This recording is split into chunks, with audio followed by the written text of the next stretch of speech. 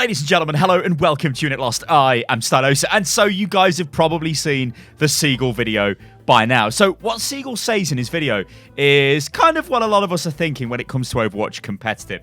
Now, he's got a pretty unique perspective because he came from the pro world of Overwatch, which is a very small little bubble that sort of exists within itself, right? They don't really play much ladder. They don't really, they're just sort of playing their own world. Anyway, after leaving Overwatch League, he comes into playing Overwatch competitive on the ladder. Now, obviously, he's a top 500 player and probably like a top 10 player, Seagull. I mean, he's ridiculously good. But he started to realize some of the problems that we're having. So he made a video, and it shines light onto, well, a lot of things I've been talking about for the last, 6 months. Don't worry, guys. In this video, I'm not going to be like, oh, yeah, and just basically repeat everything I've always said before. Coin flipping competitive, it's all random and all this stuff. These are all valid issues with Overwatch. Now, in Seagull's video, he does go into a little bit more detail into things which affect different areas of play. So when you look at the really high rated players, they have to worry about things like what the meta is, what's the strongest comp. Now, right now, it's GOATs. So any game, like Masters and above, it's just GOATs all the time. You're probably watching some GOATs footage in the background here. Basically, it's tank-heavy comps with support. So usually you seem to referred to as 3-3. This is kind of boring, right? Because what it does is you're just waiting for your abilities to come up, and there are heroes in this comp like Brigitte who just hard counter other heroes by simply being selected. Now, his whole point was, is this great for the game? Is this good? And the answer to that is kind of no, and he also says that. However, I'm not going to put words into his mouth. You guys can go watch his video. What I'd like to do, though, is use this video to just discuss some of the ways Overwatch is designed and maybe give some sort of, ideas as to how this can be sorted. Now, the big elephant in the room is always role queue. People are like, well, Sty, the reason why I don't have fun playing Overwatch is I don't get to play the hero I want to play, and my team just don't build a team. Because what normally happens is you annihilate the enemy team, or they annihilate your team. It's this massive steamroll kind of thing going on. Now, while that's not particularly great, when you're destroying somebody, you feel awesome. So the cynic in me says, is Overwatch designed to be like this? Right? For too long, I've looked at this from the perspective of the player, somebody who's so passionate about Overwatch. And I'll admit, I have been very passionate about the game. And sometimes getting super passionate does kind of make you get a little bit clouded in your vision. Now, look at the game, right?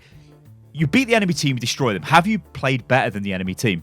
Well, probably not, because I honestly think most games of Overwatch are decided on the hero select screen at the very start of the game. So if your team put a comp together, hey, that's great, and you're going to feel awesome, and you do. You're like, wow, okay, this is going to be a good game. This is what I'm looking for. All right, let's go, guys. Bang. We destroy the enemy team. Let's just throw out a wild example. Let's say King's Row, and I'm playing Reinhardt. Now, my highest level account is just over 4K. I play tanks on that account, Reinhardt, Winston, bit of D.Va, bit of Zarya. That's what I play on those accounts, or on that account even.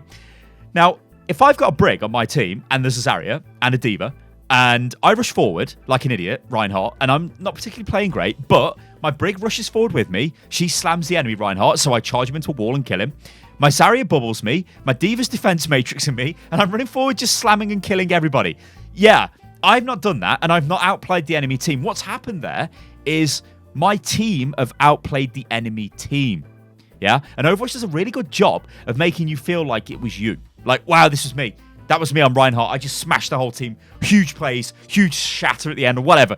But that's not the case, right? It's because your team played better. And this is always going to be an issue with Overwatch because it's a team-based game. And it is a very team-based game. This is a game where if your team doesn't work together, you lose.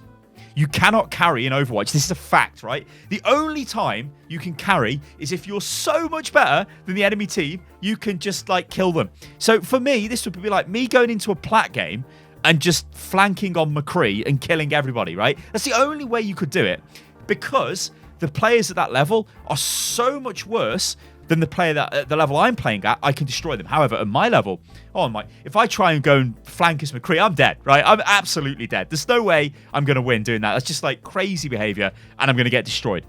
So you've got to play as a team. Now think about Overwatch and think about how it gives you a chance to form a team. Throws you into hero select, then throws you into the warm-up period before the game, so everyone's standing in spawn. Normally, if you're playing on PC, you minimize the game. You look at Twitter. If you're playing on the console, you're probably looking at your phone. I don't know. You're doing something different. Whatever. Game starts. Now, the first thing you do is select the hero you want, right? So, okay, I'm going to play Winston this game. So I just pick Winston. All right, minimize the game. Then maximize it again. Look at the screen and be like, okay, we've got like 20 seconds to go. Team comp looks kind of okay. Let's do this. There's no team building there. There's no bringing people together. And this is why I think LFG was a super good thing when it got introduced, is the delay in LFG while you're building a team lets you speak to members of your team. It lets you say to them, hey guys, what do you want to play? Okay, I'm a Reinhardt player. And somebody's like, okay, well, I'm a Zarya player. Like, okay, cool. We don't need another tank. You two guys can be our tanks.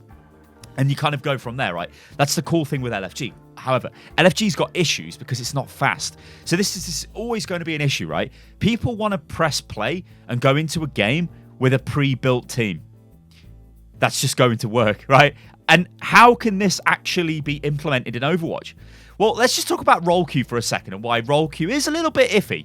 And very difficult to implement. Now, I've said before, yeah, just give me role queue. Loads of people are like, yeah, just give me role queue. Normally, this is when I've come off a gameplay session on Overwatch and I'm heated. I'm like, oh my God, I'm so frustrated. I just want to like, help me, game, help me, please help me. You know, like, come on, just do something. I'm sick of going into games where we don't have a tank. What the hell? Come on, Blizz, just give me a tank. But think of the roles, right? Think of pro Overwatch, right? So think of London Spitfire. Think of the way the team is built. You do not have 2 tanks, 2 DPS, and 2 support. That is not the way the team is built. The team is built like this. Main tank, flex tank or off tank, main support, flex support, main DPS, flex DPS. Then you've even got specialist players. Hell, look at NYXL. They've got Seagull, the best Tracer player on the planet. But that's all he can do is play Tracer. So imagine if you got this guy or a similar guy, whatever skill range you're in. Let's say you've got the best plat Tracer, right? But can only play Tracer. However, you're in a role queue, which is saying this needs to be a flex DPS, but it's a Tracer. You get what I'm saying? That's maybe not the best example, but it's very difficult with Overwatch to shoehorn people into like, right, we need 2 tanks, we need 2 supports, we need 2 DPS. And in fact, I was thinking about this the other day, and this is kind of silly, right? Think about this, right? Blizzard, World of Warcraft, you guys have probably played it. If you haven't, it's an MMO game, MMO, and you have 1 tank, 1 healer, 3 DPS in a group, yeah? It's 5 players in a group for a dungeon run. DPS is the most popular game style, mode, hero style, whatever you want to call it, right? Tanks, probably the least, and then support. That's how Overwatch should be. So why is Overwatch 222? Why does Overwatch put an over-reliance on support players and tank players when most likely, almost like most of the community plays DPS, so surely it should be a more DPS-orientated game? I don't know, it's weird, isn't it, when you think about it like that? Like, why did they decide to design it how it is? And this is one thing I've got to stress.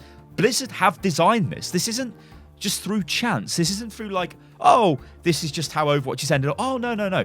Think about this, right, guys? Think about the way ultimates are used in the game. Now, Seagull talks about ultimates in his video, saying, look, it's not great, where everybody just waits for these massive game-winning ultimates and then you just combo them together and you win.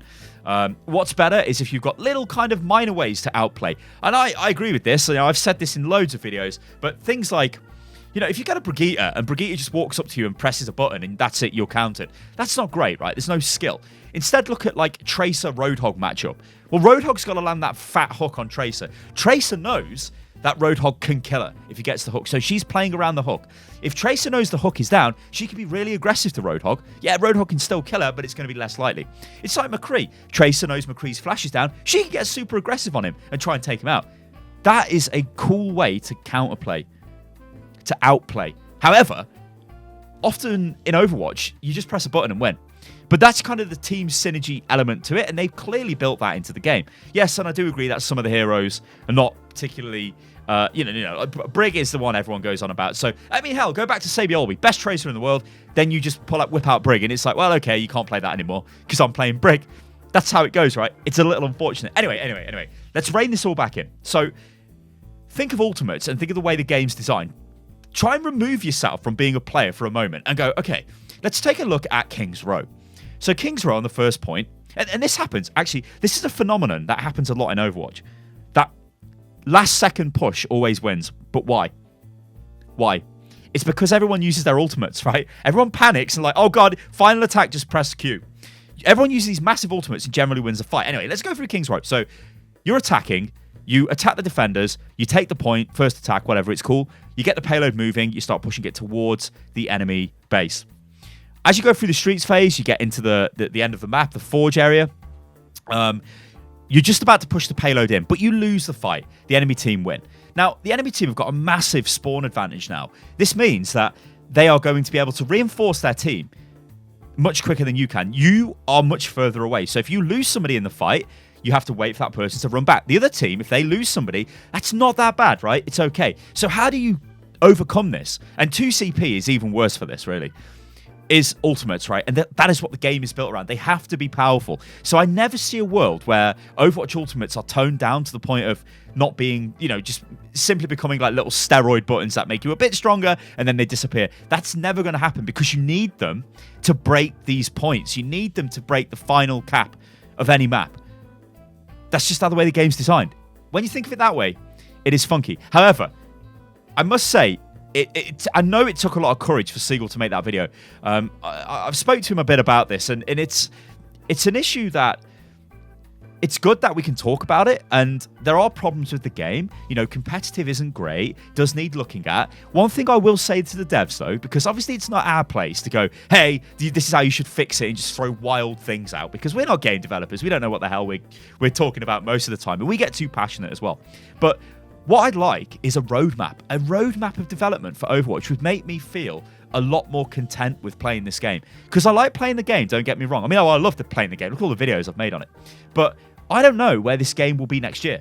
Like, I honestly, right now, as a player of this game, all I know is we're going to get the same winter event, probably the same Chinese New Year event, and then we're going to get Overwatch League starting with new teams. But what then? What is the plan? Like, what are you working on? And also, as well, let's touch on hero launches before I just end this video. There's not enough. There needs to be more. Just release more heroes. I think sometimes Blizzard really suffer from the whole Blizzard polish thing, where it takes them a long time to actually launch anything because it needs to be perfect before it comes out. We can't change this because this has to be perfect to begin with. Look at the things that have happened to the game. Things like the Mercy meta. It wasn't ideal. That was in the game for a long time, but everybody was moaning about that. Like, literally everybody. That could have been changed quicker, maybe, but they took a long time to think, okay, how are we going to do it? And that's not necessarily a bad thing, but it can make the game feel stale. I'm going to leave it at that, guys. It's an interesting time for Overwatch, but I just wish we had a roadmap. I've been Stylosa, guys. This is Unit Lost. If you enjoyed the video, then like the video. Remember, you can follow me on Twitter, which is @UnitLostGaming, and I'll catch you guys on the next one. Toodaloo.